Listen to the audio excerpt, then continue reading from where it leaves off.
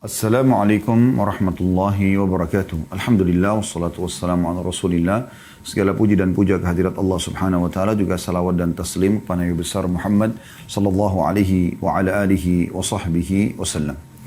Saudara seiman, bertemu pada Senin siang ini biasanya memang di materi umum ya. Dan kita akan menjelaskan sekarang ya, persiapan dan bekal menjelang kematian. Dalam pembukaan ini insya Allah kita akan coba ya, menggugah dari sisi hakikat kehidupan dunia ini. Teman-teman sekalian, dunia ini adalah tempat sementara. Saya ulangi lagi, dunia ini tempat sementara dan bukan menjadi target utama bagi orang beriman. Apapun yang kita miliki di dunia ini akan kita tinggalkan.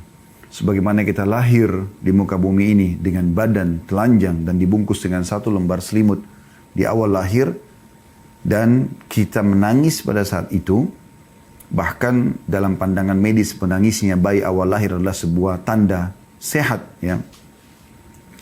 Dan juga pada saat meninggal akan sama. Kita akan menggunakan selembar kain kafan dan juga kita akan ditangisi. Kalau kita lahir kita menangis, maka nanti kita akan ditangisi. Itu sudah menjadi umum dan standar. Yang uniknya banyak orang mengetahui hal ini tapi mereka coba menutup mata mereka, menutup hati mereka, menutup pikiran mereka, seakan-akan mereka akan hidup selamanya. Saudaraku seiman, seorang mukmin targetnya akhirat, targetnya mati, karena mati itu ya, akan membawa dia kepada kehidupan abadi. Mati sebuah pintu yang akan membawa kepada kehidupan abadi. Itu yang kita harus tanamkan dalam benak kita. Tidak ada perlu yang dikhawatirkan dalam masalah kematian kecuali dalam keadaan satu, yaitu Anda meninggal dalam keadaan bermaksiat kepada Allah SWT. Apakah itu kekufuran, ya?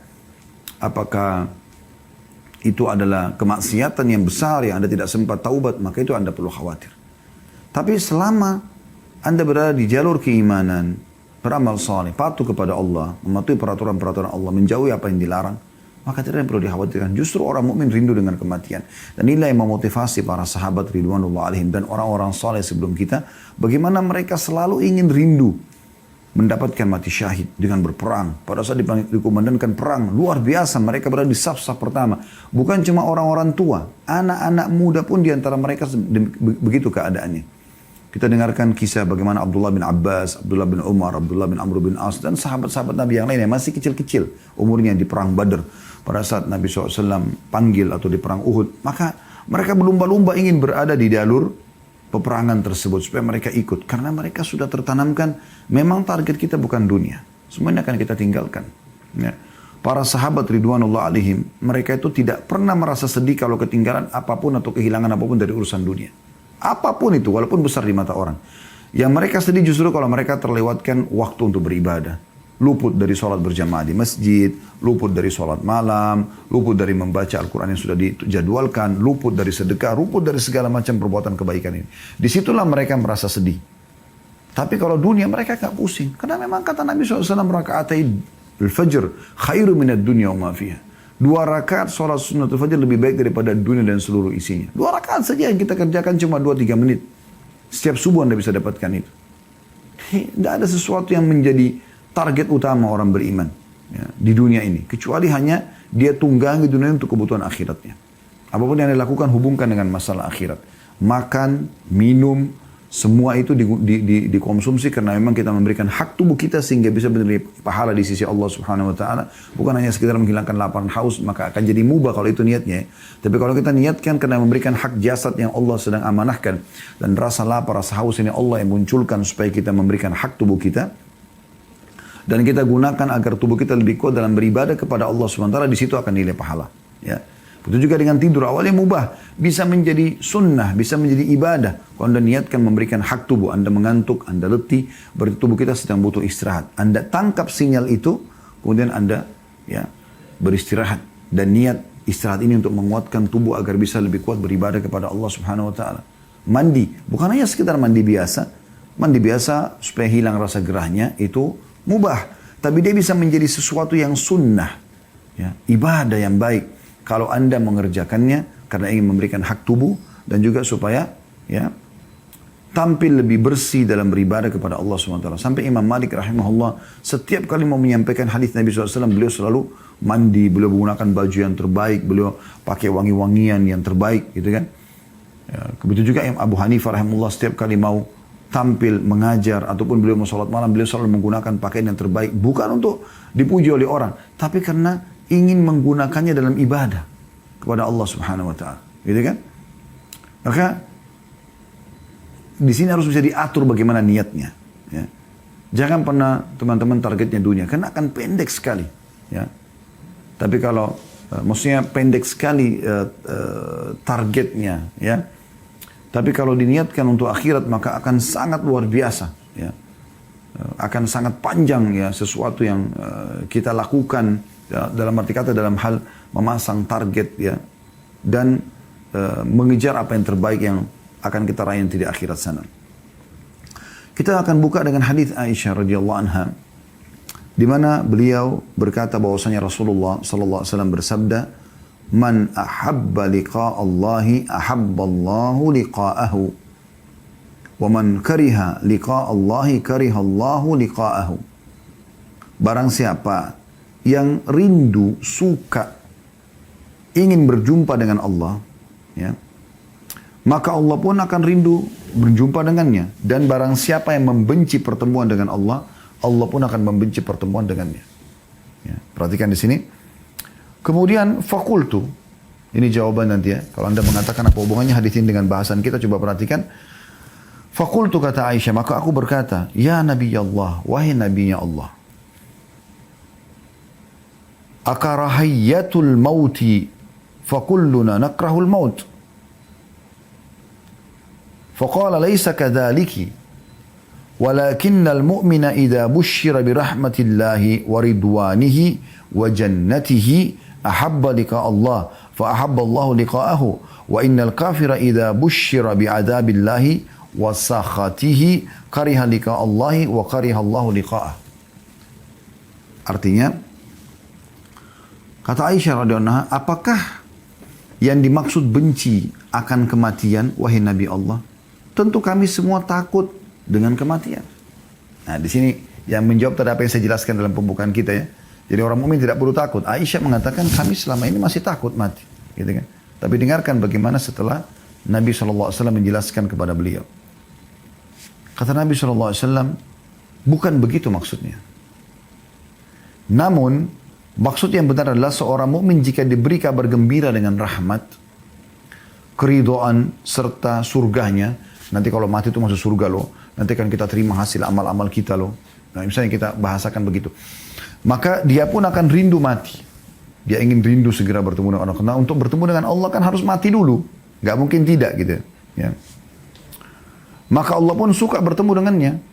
Dan barang siapa yang benci, jika orang kafir diberikan kabar tentang siksa Allah dan ahli maksiat, nanti kau akan dimasuk neraka, nanti kau akan disiksa, maka dia pun benci untuk bertemu dengan Allah. Maka Allah pun benci bertemu dengannya. Hadis ini sahih riwayatkan Imam Muslim. Ulama cuma mengatakan ada dua jenis orang yang takut mati. Yang pertama takut yang tidak tercela, yaitu takut sebagai sifat orang mukmin. Misalnya dia takut nanti kalau dia mati amalnya masih kurang. Contoh. Nah itu masih positif, ya. Jadi bukan takut karena kematian, tapi takut amalnya kurang. Itu sering dinukil dari para salafus saleh. Mereka memang khawatir jangan sampai mereka mati dalam kondisi, ya, amalnya masih kurang. Kemudian takut yang tercela adalah takut yang menunjukkan lemahnya iman karena tidak mau berpisah dengan dunia. Maka ini sangat, ya, buruk. Dan ini yang membuat umat Islam menjadi lemah. Justru nilai plus kita sebagai umat yang beriman kepada Allah pada saat kita justru tidak cinta dengan dunia dan tidak takut dengan kematian. Perhatikan hadisnya, hadis yang masyhur, ya. Hadis yang diriwayatkan oleh Abu Dawud dan Ahmad dan disahihkan oleh Syekh Albani. Melalui Thauban radhiyallahu anhu, qala Rasulullah sallallahu alaihi wasallam, bahwasanya Rasulullah SAW bersabda, yushiku al-umama an tada'a alaikum kama tada'a al-akalatu ila qas'atiha.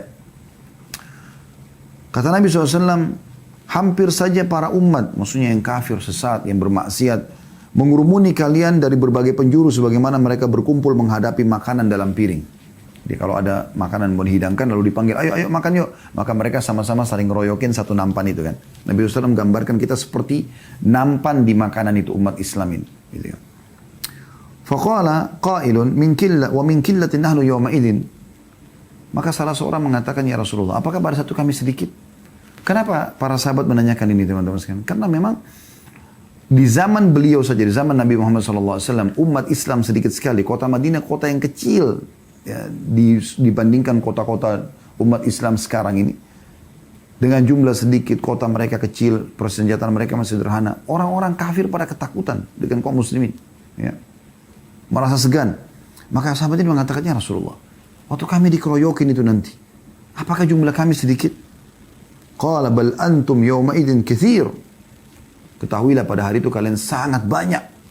Sekarang jumlah kita miliaran umat Islam. Walakinnakum gutha'u ka gutha'is sail. Tapi pada saat itu kalian seperti buih di lautan. Ya.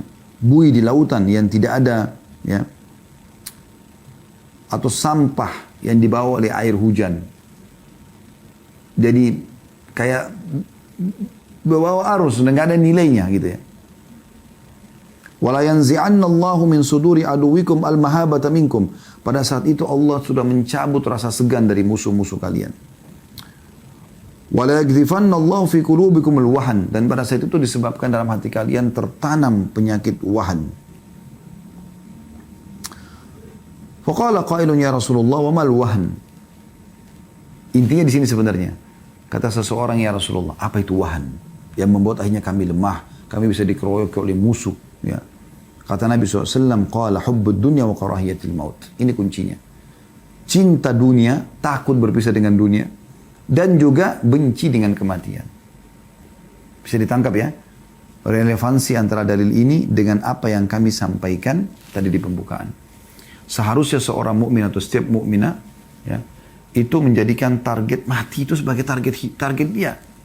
Karena dengan mati dia akan menjadi orang yang menuju kepada kehidupan abadi, bertemu dengan Tuhannya, bertemu dengan Rasulullah SAW, melihat hasil amalnya.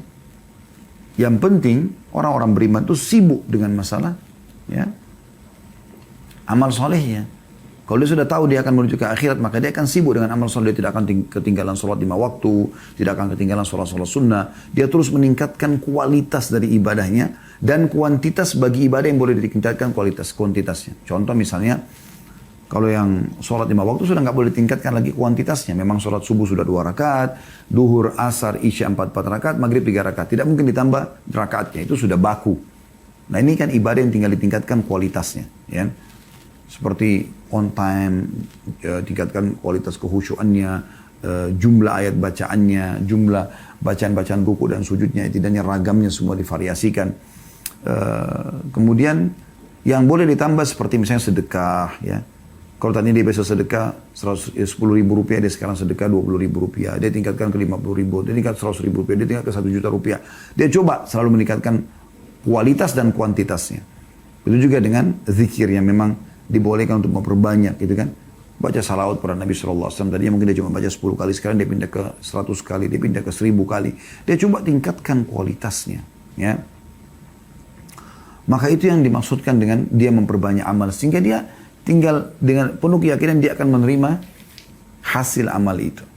Karena Allah SWT mengatakan kan, وَمَنْ يَعْمَلْ مِثْقَالَ ذَرَّةٍ خَيْرًا يَرَهُ. Siapa yang berbuat seperti biji sawi dari kebaikan dia akan lihat. وَمَنْ يَعْمَلْ مِثْقَالَ ذَرَّةٍ شَرًّا يَرَهُ. Siapa yang berbuat seperti biji sawi keburukan maka dia akan lihat. Ya. Ini poin perlu digarisbawahi. Nabi SAW mengingatkan dalam banyak hadis agar jangan kita terlalaikan dengan dunia dan selalu ingat tentang kematian karena dia setiap saat bisa datang. Di antaranya hadis yang masyhur riwayat An-Nasai, riwayat Tirmidzi, Ibnu Majah, riwayat Ahmad. Ya.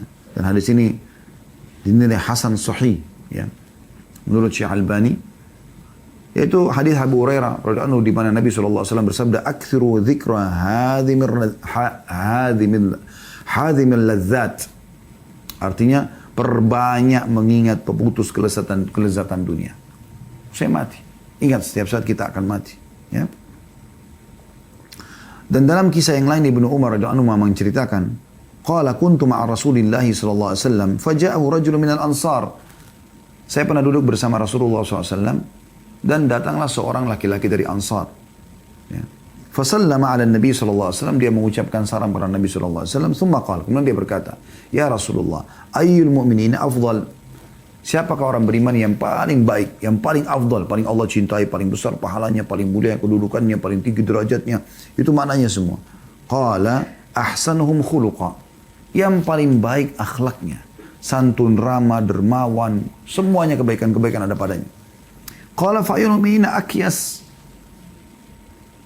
Lalu siapa orang mukmin yang paling cerdas? Qala aktsaruhum lil maut dzikra. Orang mukmin yang paling banyak mengingat kematian. Wa ahsanuhum lima ba'du isti'dada ulaikal akyas. Dan yang paling banyak punya persiapan yang nanti dihadapi setelah kematian. Maksudnya amal saleh, iman dan amal saleh. Maka mereka lah orang-orang yang paling cerdas. Ya. Hadis ini diriwayatkan di Ibnu Majah dan dinyatakan hasan.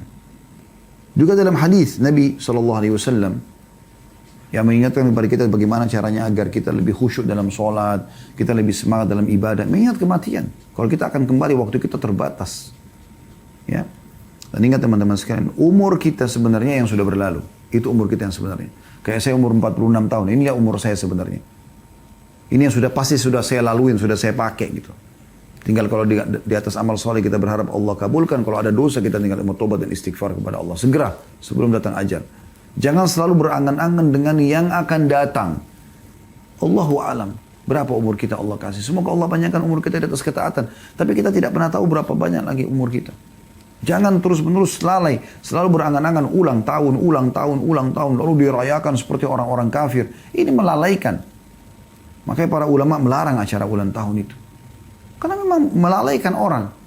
Tiup lilin, kue, pesta-pesta, apalagi kemaksiatan dilakukan.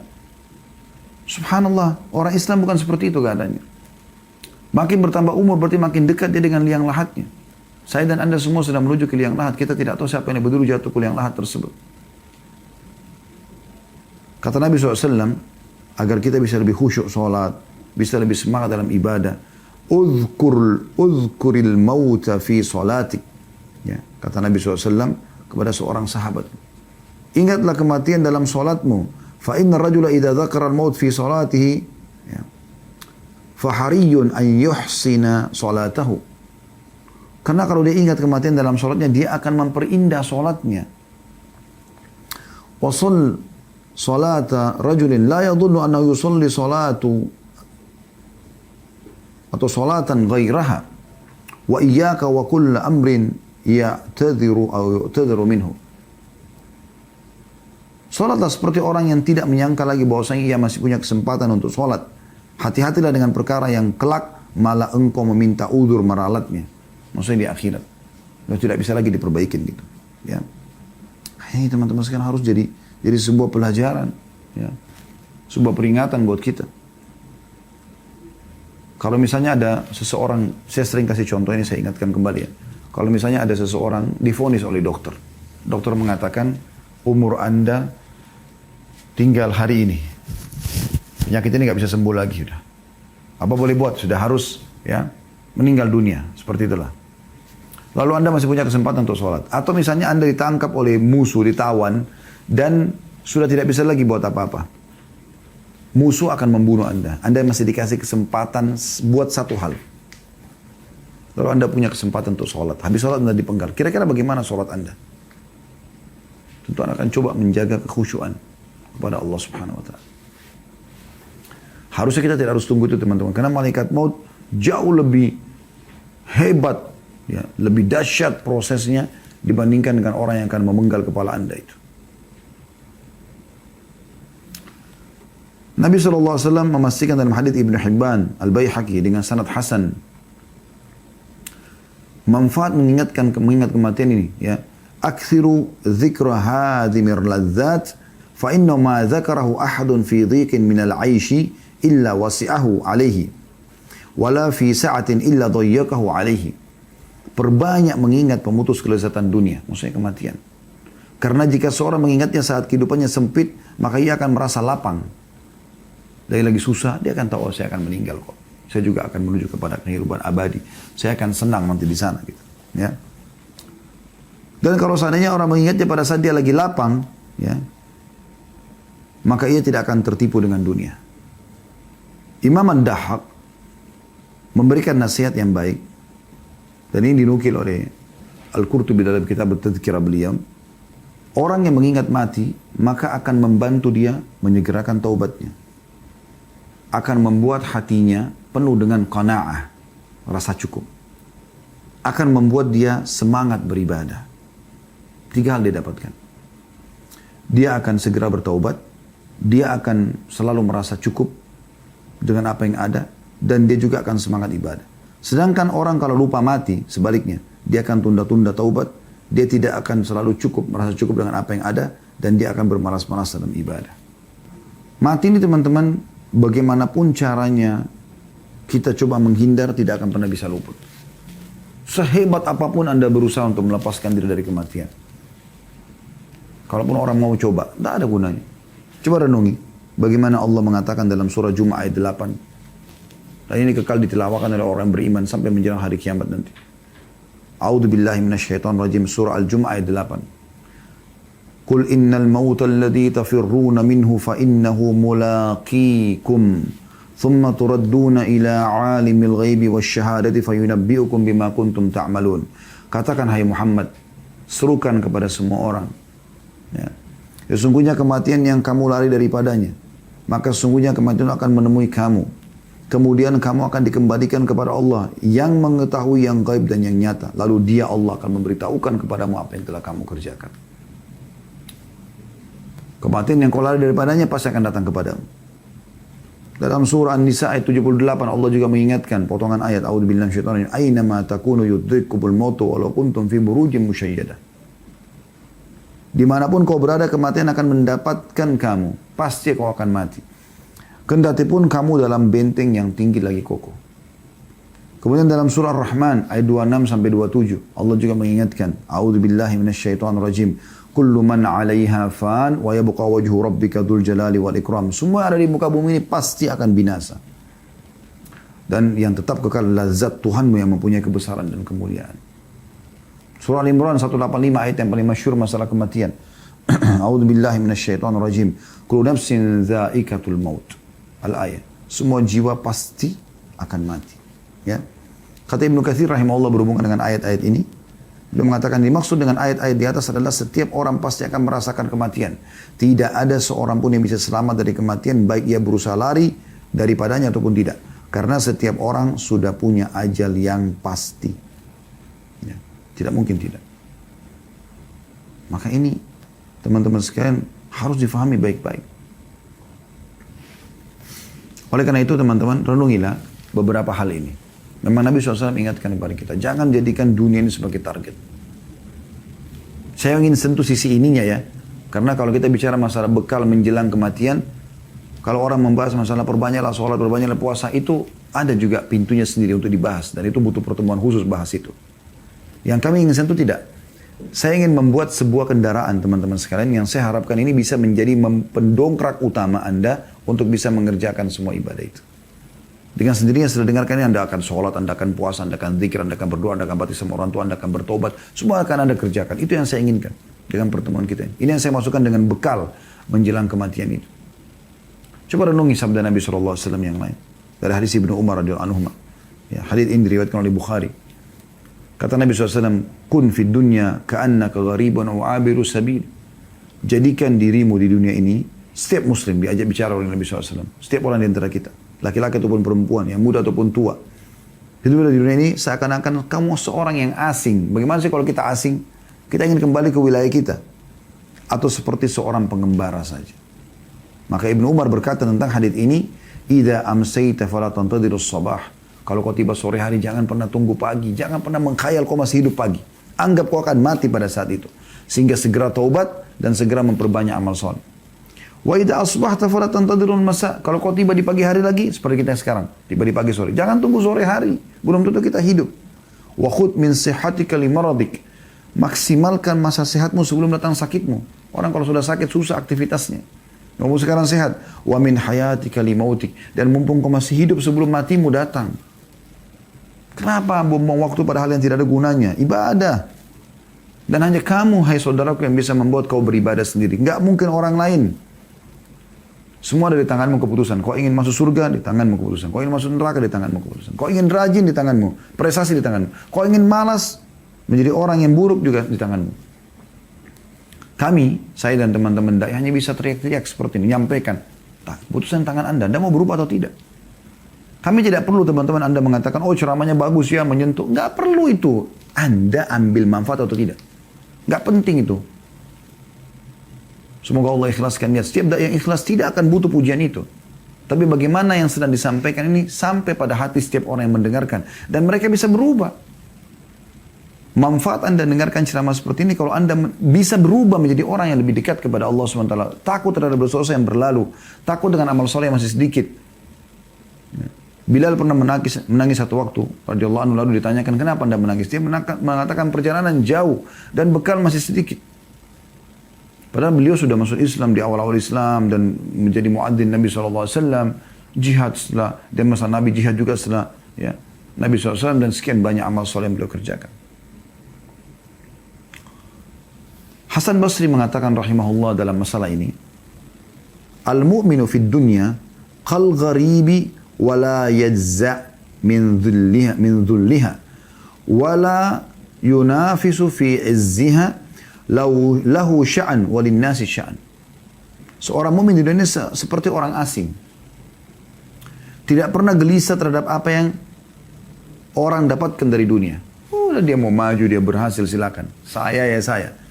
Tetap kita kejar prestasi dunia semampu kita. Tapi bukan berarti kita iri, dengki, berkecamuk, berebut-rebutan dengan haknya orang lain.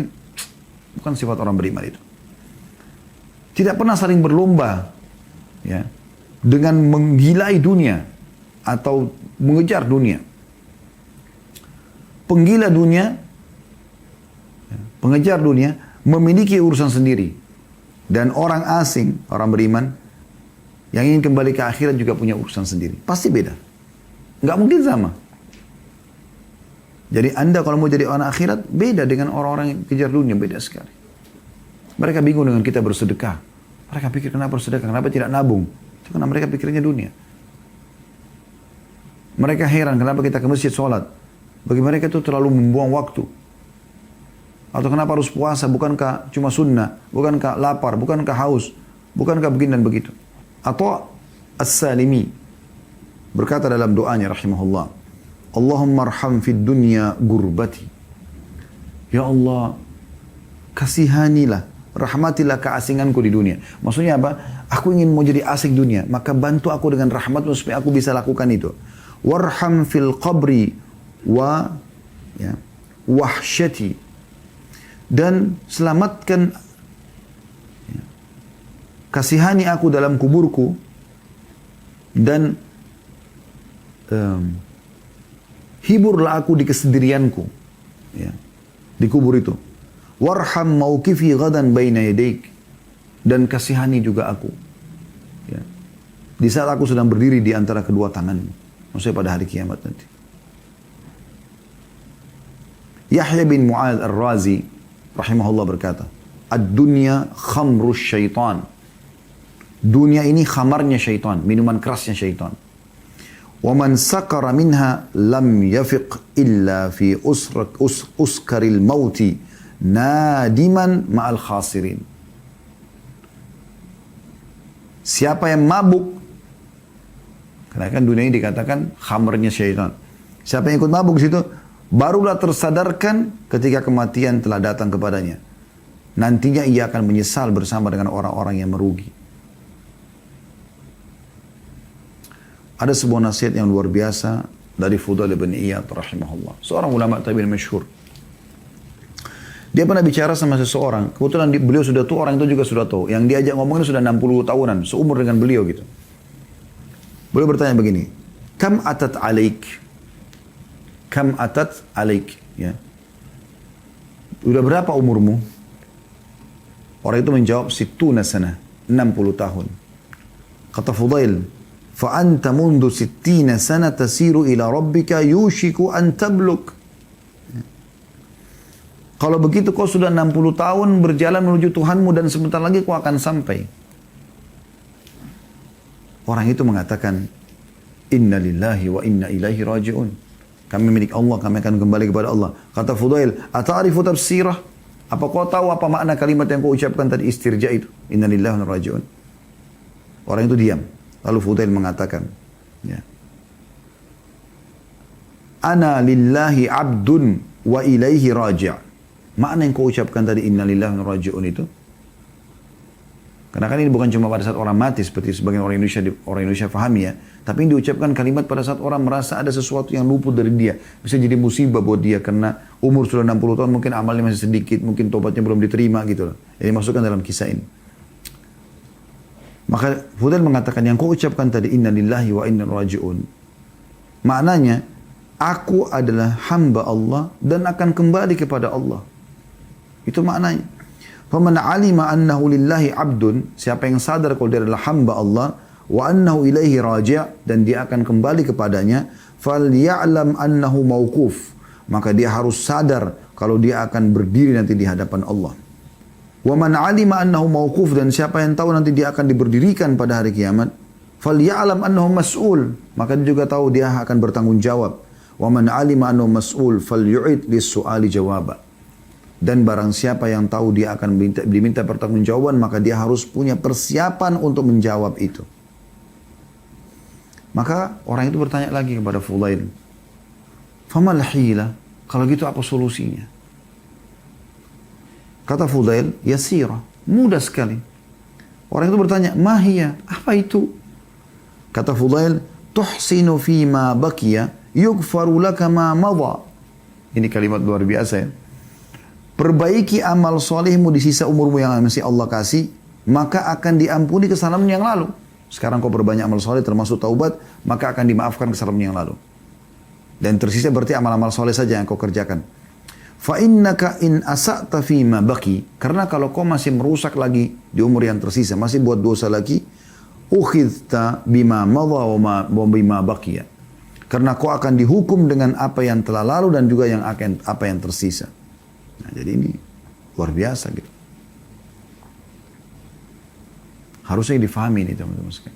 Nasihat yang luar biasa gitu. Ya. Kemudian juga dinukil dari Imam Ahmad rahimahullah. Beliau pernah ditanya tentang zuhud. Ayyu syai'iz zuhudi fid dunia. Bagaimana caranya zuhud di dunia?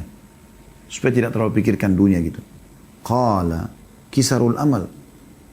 Tidak memperbanyak angan-angan dunia, ya.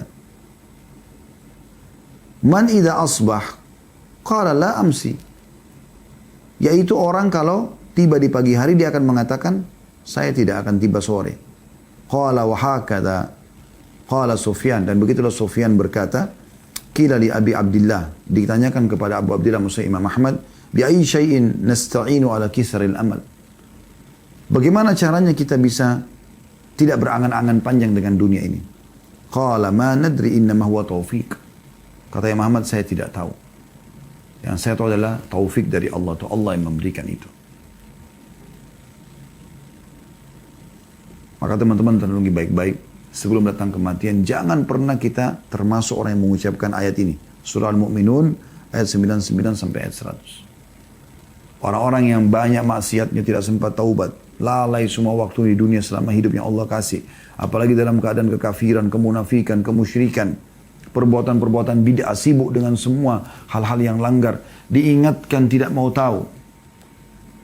Maka mereka pada saat meninggal akan mengatakan ayat ini.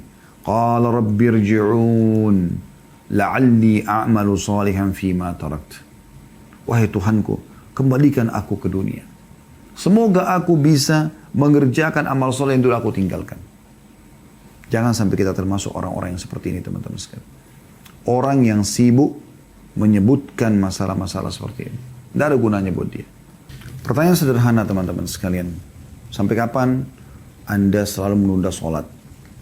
Sampai kapan Anda selalu tidak khusyuk dalam sholat? Sampai kapan Anda tidak mau mengerjakan sholat sunnah? Dengan berbagai macam jenisnya. Sampai kapan Anda menunda-nunda puasa Ramadan? Dan membayar utangnya. Sampai kapan Anda tidak mau berpuasa sunnah? Umur terus berjalan. Sampai kapan Anda tidak mau membayar zakat? Sampai kapan Anda tidak mau bersedekah? Kita bahas yang wajib dan yang sunnahnya di sini. Kalau Anda sudah kerjakan wajib, Anda tinggal tingkatkan kualitasnya, setelah itu Anda lengkapkan dengan sunnah. Sampai kapan Anda mau berlalai-lalai? Sampai kapan Anda selalu menunda-nunda zikir kepada Allah SWT? Tidak membaca zikir pagi petang, ya, tidak beristighfar setiap hari 100 kali, tidak berdoa kepada Allah antara azan dan iqamah atau pada saat hujan turun. Sampai kapan Anda menunda bakti sama orang tua, yang orang tua Anda kebetulan masih hidup? Sampai kapan Anda tidak mengejar pahala-pahala besar dari tangan mereka? Dengan menanyakan kabarnya, dengan menelpon mereka, dengan memenuhi kebutuhan mereka. Sampai kapan? Sampai kapan Anda tidak mau silaturahim dengan kerabat-kerabat Anda? Sampai kapan? Ya. Sampai kapan Anda tidak mau belajar Al-Quran? Sampai sekarang tajwid Anda masih salah. Selalu Anda mengatakan nanti, besok, lusa. Sampai kapan? Tanya diri Anda sendiri, sampai kapan? Apa yang Anda tunggu? Tunggu kematian baru datang? Setelah mati baru kemudian baru menyesal? Sampai kapan? Sampai kapan Anda menunda-nunda untuk pindah dari tempat yang haram ke tempat yang halal? Bekerja. Sampai kapan? Sampai kapan Anda, wahai muslimah yang masih belum tutup aurat, untuk tutup aurat Anda? Sampai kapan Anda mau buka tutup aurat Anda? Sampai kapan? Sampai kapan Anda mau minta maaf atas kesalahan Anda yang Anda lakukan? Sampai kapan Anda akan berhenti dari transaksi ribawi, manipulasi data, berbohong? Sampai kapan? Sampai kapan semua masih Anda lakukan? Dan kira-kira kapan Anda mau berhenti menjadi orang yang lebih baik? Peraturan Allah tidak akan berubah. Allah mengatakan dalam Al-Quran, وَلَنْ تَجِدَ لِسُنَّةِ اللَّهِ تَبْدِيلًا. Tidak akan pernah berubah sistem yang sudah Allah ciptakan. Anda sudah tahu kisah, dan Anda harus tahu itu. Kisah Nabi-Nabi dan orang-orang yang menjadi pengikutnya. Tidak usah jauh-jauh, kita langsung kepada Nabi Muhammad SAW dan para sahabatnya. Lihat bagaimana Abu Bakar, Umar, Uthman, Ali, Talha, Zubair, dan kisah-kisah sahabat Nabi seluruhnya, ridwanul alim, yang ikhlas, yang meninggal dalam keadaan iman.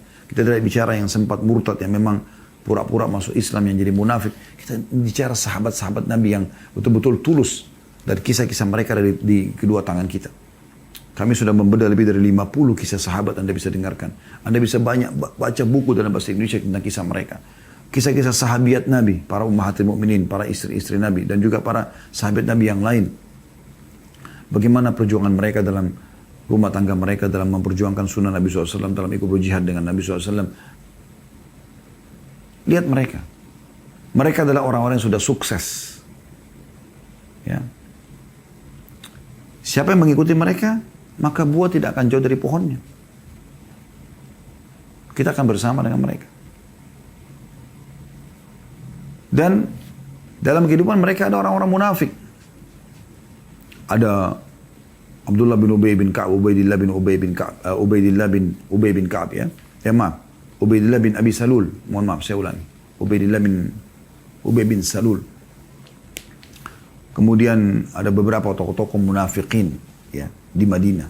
Pura-pura Islam. Sampai kapan Anda mau seperti ini? Mau seperti ini? Akan sama. Ujungnya akan sama dengan mereka. Yang masih dalam keadaan kafir. Lihat Abu Jahal, Abu Lahab. Jaya mereka cuma sebentar di Mekah. Habis itu pada saat mereka terbunuh di perang Badar, selesai. Abu Jahal terbunuh, Umayyah bin Khalaf terbunuh, Syaibah terbunuh, Al-Walid terbunuh, Uqbah terbunuh, ya. Utbah, ya, terbunuh. Bukan Uqbah tapi Utbah. Kemudian Abu Lahab terbunuh tapi di Mekah, bukan di peperangannya.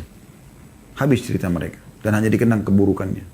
Sebelumnya ada Fir'aun, ada Namrud, ya. Semua nabi-nabi dan orang beriman selamat, dan semua orang-orang yang kufur, munafik, musyrik, semua akan celaka. Itu tidak akan berubah. Anda tinggal tentukan jalan Anda. Dunia ini sudah lama berlalu, teman-teman sekalian. Bukan baru umurnya. Kita ini penduduk-penduduk terakhir dunia. Jangan Anda pikir Anda ini baru lahir di dunia ini baru. Enggak, ini dunia sudah tua. Sudah tua. Dalam sebuah riwayat bahkan Nabi SAW menggambarkan dunia ini seperti seorang wanita yang tua sekali. Sudah tua. Kita di akhir-akhirnya. Jangan lupa tentang sejarah manusia yang sudah lalu. Sampai kapan? Ada sebuah statement dari Hamid Al-Qaisari. Beliau berkata, rahimahullah, kulluna, ya, qad aikanal maut. Kita semua sebenarnya sudah yakin tentang kematian. Terbukti depan mata kita, kita banyak lihat orang. Bahkan ada orang terdekat kita sudah mati. Saya subhanallah hari Jumat yang lalu, sholat di masjid dekat kantor. Di sebelah kami ditaruh jenazah. Dari sebelum Jumat.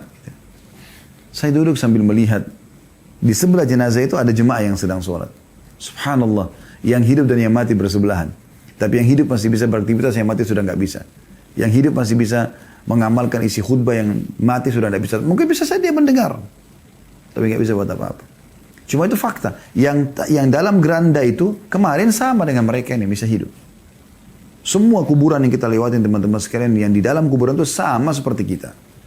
Sama, sampai kapan kita mau tutup mata? Kita juga akan seperti mereka. Pasti. Nggak mungkin tidak. Selamatkan dirimu saudaraku. Sebelum telat waktunya. Wa ma nara lahu musta'iddan. Tapi sayangnya, kita tidak mempersiapkan diri untuk itu. Wa kulluna qad aikana bil jannati wa ma nara laha amila. Kita sudah yakin dengan surga, tinggal kita pelajari, kita bisa tahu. Kita tahu orang beriman kalau meninggal masuk surga. Tapi kenapa masih sedikit kita beramal? Wa kulluna qad aikana bin nar wa ma nara lahu khaifa.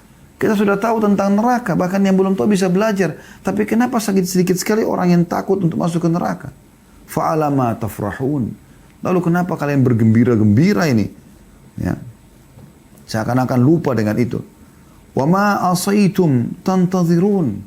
Dan apa kira-kira yang kalian tunggu? Al-maut, apakah kematian? Fahuwa awwalu waridi alaikum min amrillahi bi khairin aw bi syarr. Padahal dia perkara pertama yang datang kepada Allah, yang memutuskan kalian dari dunia ini, dia bisa jadi baik atau buruk. Kalau meninggal dalam keadaan baik, maka baik. Kalau meninggal dalam keadaan kufur, maksiat, maka buruk. Faya ikhwata, siru ila rabbikum sayran jamila. Maka wahai saudara-saudaraku, jalanlah kalian menuju Allah ya dengan sebaik mungkin. Sebaik mungkin, maksimalkan. Renungi sabda Nabi SAW dalam hadis riwayat Al-Hakim, dan ini disahihkan oleh Syekh Albani. Hadis yang masyhur. Kata Nabi SAW, "Igtanimu khamsan qabla khamsin." Maksimalkan 5 perkara sebelum 5 perkara. Nabi ingatkan. Yang pertama, syababaka qabla haramik. Masa mudamu sebelum masa tuamu. Maksimalkan mumpung masih energik, matanya masih terang. Ayo sholat ke masjid, jangan malas-malasan terus. Ayo baca Quran. Jangan sudah tua baru mau berangan-angan. Kami itu ada salah satu kerabat kami sudah meninggal rahimahullah. Semoga Allah maafkan. Setelah umurnya 65 tahun baru dia bilang, saya mulai sekarang mau baca kisah-kisah sahabat dan saya mau menulis buku-buku itu. 65 tahun umurnya.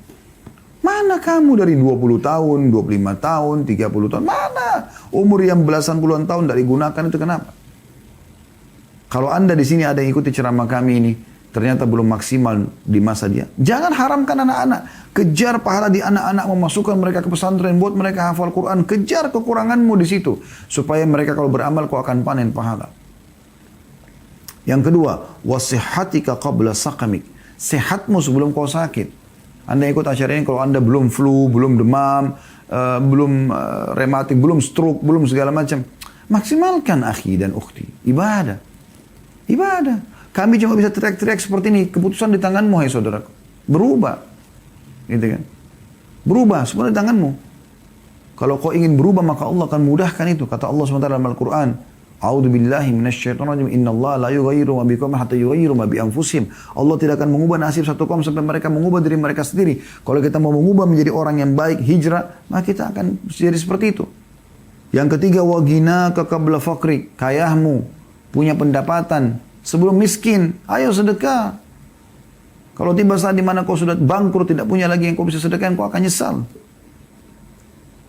Yang keempat, wa faragaka qabla syaglik.